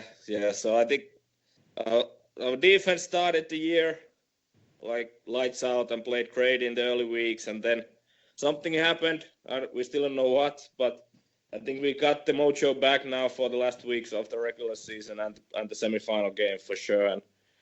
And on offense, I think we've been struggling with so many injuries that it's been kind of like not something you hope as a coach for sure. We've been trying to manage our practice reps and all that stuff throughout the year, every week basically. So, but I think we are where we're supposed to be now. We can play football in a lot of ways, and I think like for instance like weather is not a factor for us. Like we can play in any weather. But I think we are in a good spot, and we know how to play against the Roosters. I think they have like the most complicated defense in Finland, but I think we have like good understanding throughout the team, and it's important that like our offensive linemen, I think they have a pretty good feeling about what they are doing up front and all that.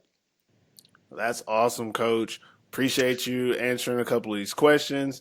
Good luck to you and Steelers in the Maple Bowl, the 40th edition in Tampa this weekend. Best luck to you, man. Thanks, Good luck, and thanks to you guys for doing what you do, and let's hope that everybody gets to Tampere on Saturday. Yep, we'll try to get as many people there as we can. Good. All right, talk to you later. No niin, moi moi. Moi moi. Moi.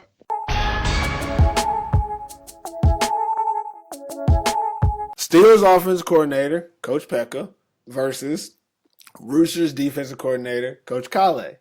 What's your thoughts? I think Coach Pekka knows his offense, and he's going against one of the best defensive coordinators, not only in Finland but just in Europe. Period. Smart guy. Kale is he knows his defense. He knows where guys should be. He knows what he wants to do as far as going against other offenses. So I think Pekka has the it's pretty much the same as the Steelers offense going against the Roosters defense. It's just finding those holes, finding those matchups, and exploiting them. Who can execute the better? Right now, the Roosters, with the D-line pressure they get, the pressure is on the Kuopio Steelers offense as a whole. Being able to execute plays with such an aggressive D-line, knowing where you can win. That's the main thing, and just winning. They have to win those one-on-one matchups on both sides of the ball. Definitely for more so, Coach Pekka just has to get his guys the ball. Get all of your guys the studs. Get all of them the ball to where they can, you can put them in a position to make plays for your team, and just don't I would say just not overthink the game. Don't adjust too fast, which is coach's call. I mean, just don't panic. Like things happen in games like this, and you can't, sometimes people go down 7-10, sometimes you go 10-0 and then people panic and they just go away from the game plan. Let the game play out. Put your players in the position they need to be to make plays, and try to and see what happens, and just preach, execute all week, and hopefully the guys will go on the field and do that. Yeah, I won't say much about this because honestly, this is going to be a chess match. I think players wise and talent wise, the Steelers offense matches up against the Roosters defense, and vice versa. For like even though we went through, individually, I think we went 1, 2, 3, 4. I mean, I think we got them even pretty much. It's pretty much. I mean, they both have areas where they're a little bit better personnel for each position, but both of these coordinators know how to use their chess pieces very well. And obviously, we've been talking about, using Gerard, but Pekka got this team to the championship last year. They won Division I before that. He's been building this team for a long time. He knows these players. He's talking to him before the season. He was naming guys that were going to step up this year, like the young number 27, the new guy playing receiver, Ero playing at cornerback, who last year was his first year. He was getting toasted. He was like, this year he's going to be great, and he has been. He's been one of the best cornerbacks this year. Pekka knows his offense. He knows his team. He knows what the Steelers are made of. So when he's going against Kale, it's like a mirror image. Kale knows these players. He knows what they're capable of, what they're going to do, how they're going to run his scheme. And they both know each other. They've played against each other. They've coached against each other. They know how it's going to work out. So in this matchup, it's about who's going to make the best chess moves. I have no idea who's going to have the best chess moves. I believe this matchup of coordinators is really going to define the game. How this goes really is going to tell who's going to win this game, in my opinion.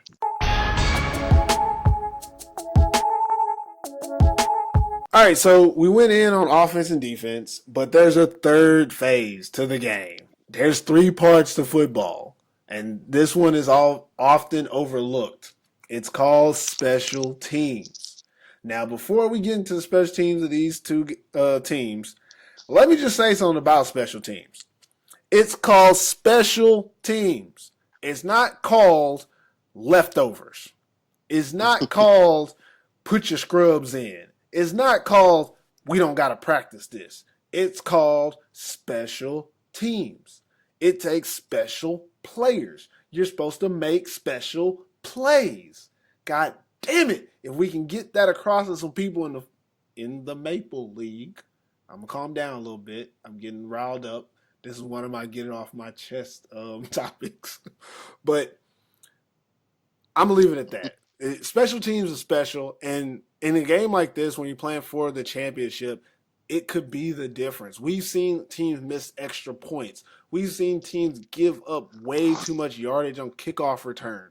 We've seen teams shank punts.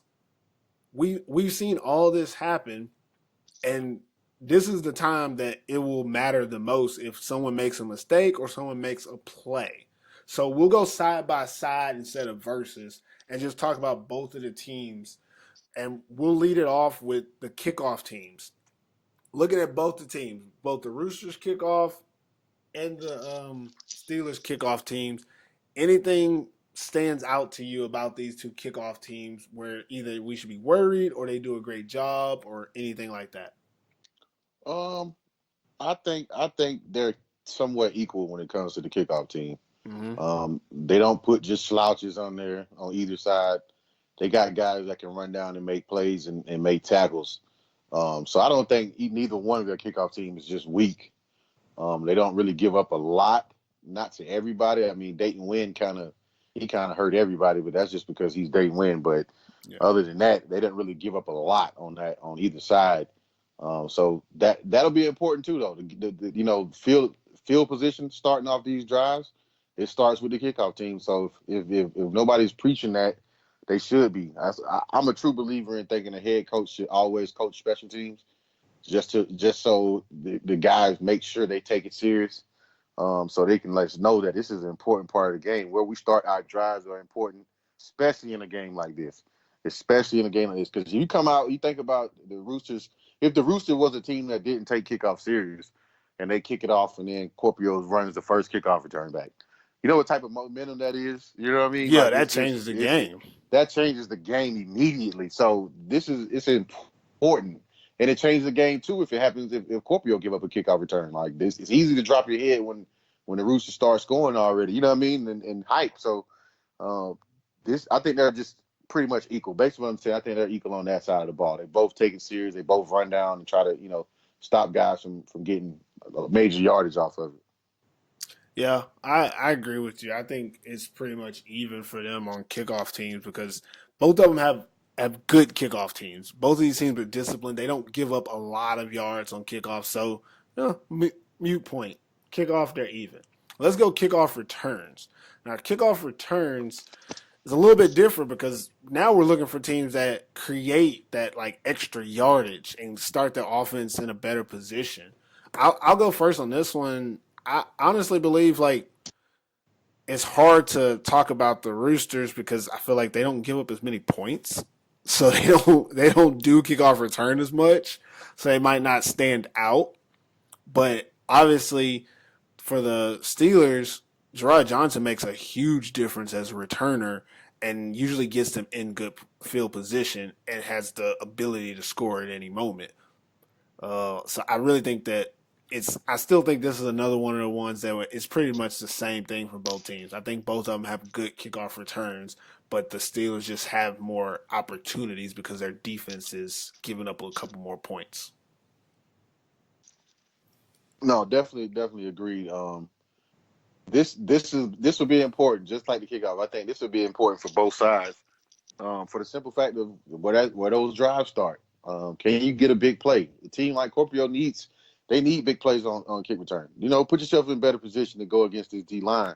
It's better play. It's easier for coaches to call plays when you're over the 50. It's harder for defenses to call plays when you're in certain field positions. So, I think kickoff return is very important to start a game off, to start drives off. Like you say, the Roosters don't give up a lot of points, so we don't get to see them on kick return a lot. But Kuopio, we do. We see Kuopio do kick return. They got guys that can. They got guys that can hurt. I mean, if Gerard's back there, obviously you want to make sure somebody's back there, whether it's Tino. But I think Gerard is probably the biggest. Tommy can probably return too. Adam, can cause problems in that kickoff return too. So I think whatever you do, Kuopio, don't kick the ball to him. Kick it to anybody. Kick it to anybody else but him. So another important phase of the game where you just can't you can't bend the break on. Yeah, agreed, definitely. So now let's talk about the punting teams.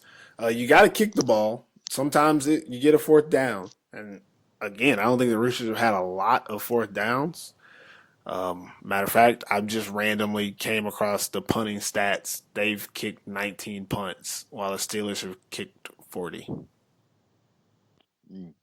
And, I mean, they're both averaging, let me just look at the stats, man, because this is hard to, come up with, they do this when they punt, they do this. Roosters don't punt a lot, but they're netting 37 yards a punt, which is actually the best in the league. And the Steelers, who actually do punt a lot, most in the league, are only netting 27.4 yards per punt. So they're only getting 30 yards. And they're doing it more than everyone else in the league. And they're the worst at it. The Roosters are the best at it. And they're playing each other. So field position wise, I feel like the Roosters punt team might be able to make a difference for them because they're going to be starting in better position and putting the Steelers in a bad starting spot. While the Steelers, on the other hand, even when they punt, they're not changing the field much. If they're punting from their own 40 and they punt it 30 yards, what's that to the other team's 30? 20? Yeah. 30? Yeah. So starting at your own 30 ain't bad. That ain't horrible. So for them, they've got to step it up in this game. What about punt returners? What do you see in that part? Punt returners, I think they're equal. Gerard can be back there, or Adam can be back there. So I think you got to get down there. You got to either place the ball to the sideline. Don't give them returns in the middle of the field. Olin is a good punter. He can place the ball pretty much anywhere he wants to on the field. So I think the Roosters have the advantage when it comes to the punt team. And covering punts is just hard. I mean, I'm gonna be honest. It is. If your gunners aren't running down there and able to make tackles down there, it's gonna be a long day, and you don't want to give up yards on that if you don't have to. But I think overall, punting wise, the Roosters can pretty much control that. He can.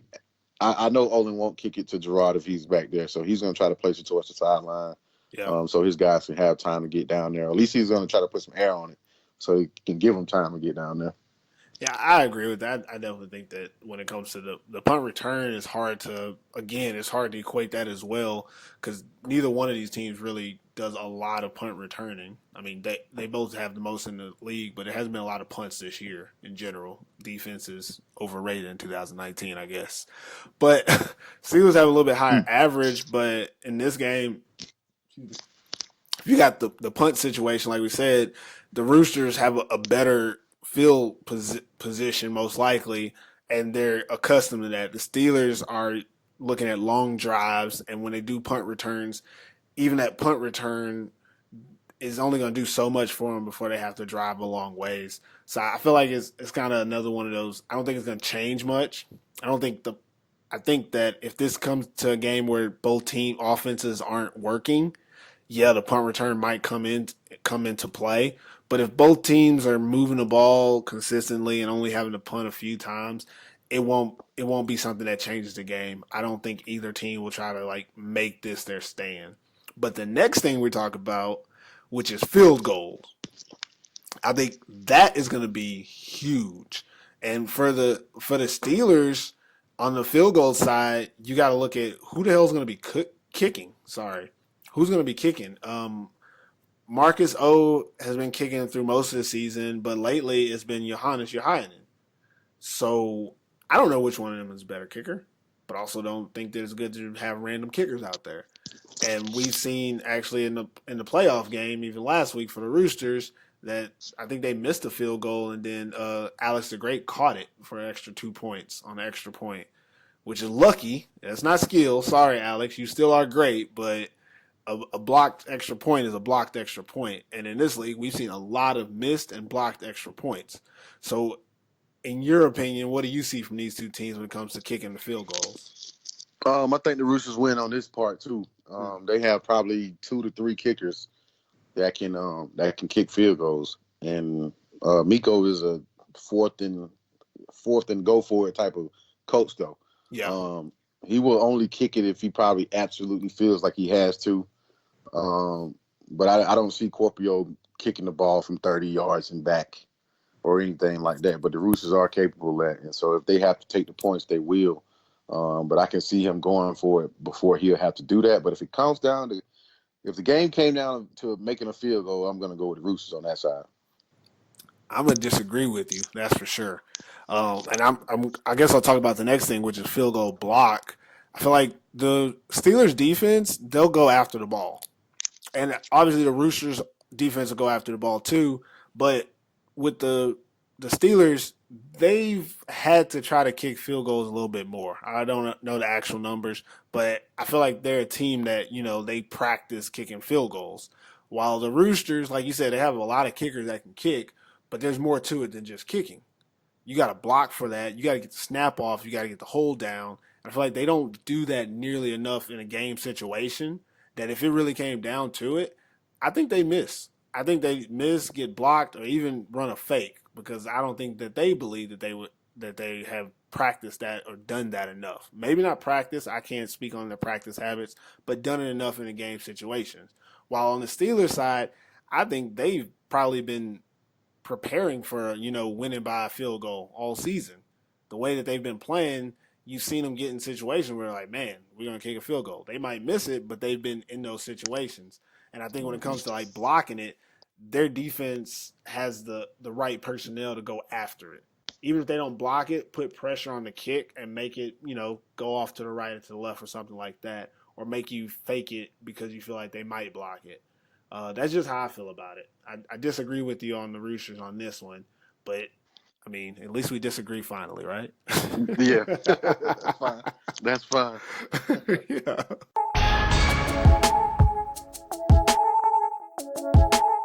That's everything we want to talk about with these two teams.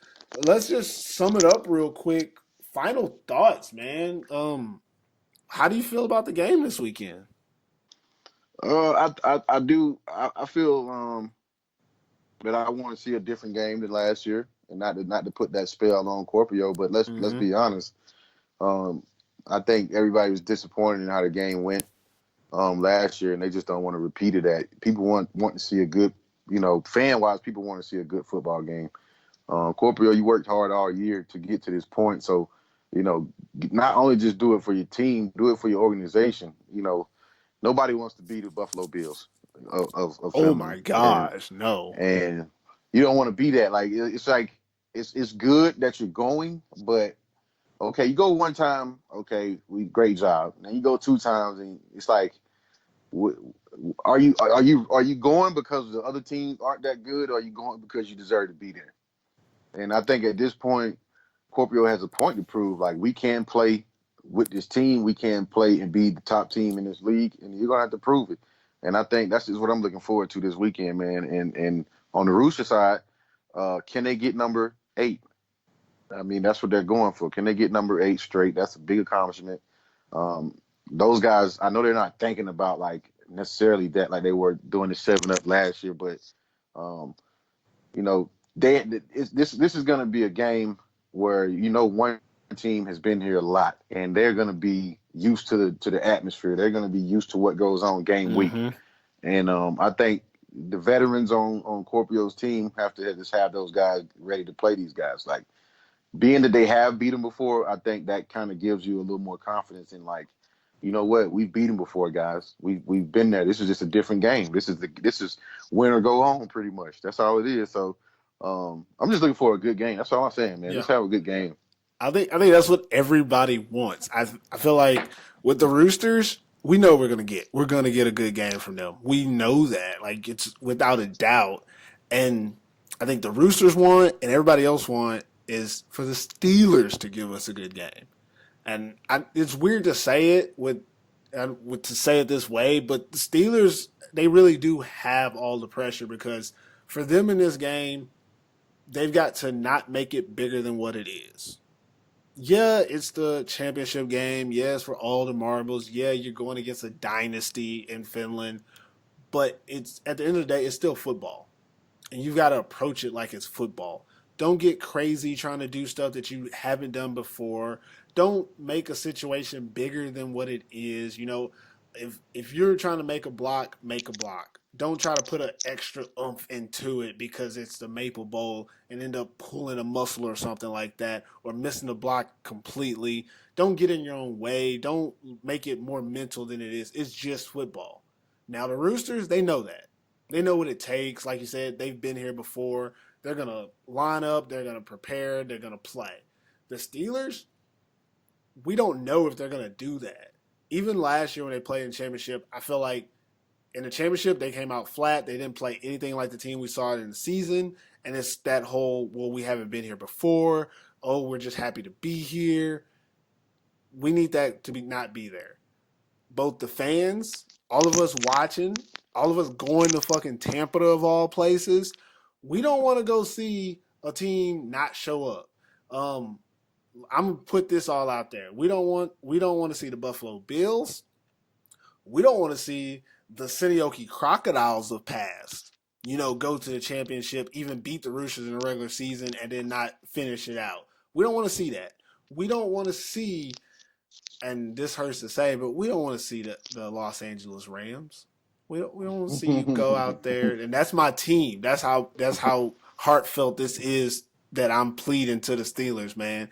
We don't want to see you go out there and not play your ball. If the Steelers go out there, put up 30 and still lose, I ain't mad at them. I really ain't. Because at least I know that's them playing their football and playing football. But if they go out there, have 85 turnovers, don't score any points until trash time, I'll be pissed off. Because this team has shown throughout the season that they are a legit contender. And more than me being pissed off, the Roosters are going to be pissed off. Because they've been looking at this team since that first loss and been like, okay, we got you. Wait till the end of the season. And then when the end of the season came and they didn't need to play hard, they said, okay, we'll let our subs do, but we'll see you in championship. The Roosters have been waiting for this all year. This is their challenge. Even those games they played before the Maple League, they played shorthanded, weren't concerned if they won or lost really in the grand scheme of things because winning this championship is their goal. But they also don't want it handed to them. Just like we said earlier for the Steelers, you got to take the crown from the king. They want to earn it too. They don't want anything handed to them. This is a competitive Helsinki Roosters team. You have to be this competitive to be wanting to win 8 championships. Have people come out of retirement, Yeri, to play on this team to make sure that they continue winning. So they don't want to see the Steelers come out there half-assed. And I feel like I'm coming at the Steelers. I'm not. I really hope that if anything, I'm giving you motivation. I'm not a great motivational speaker, but I want you to play the best game of your damn lives against this Roosters team, who I already know they will. They've proven it time and time again that they will play a great game. The Steelers, you got to prove it this weekend.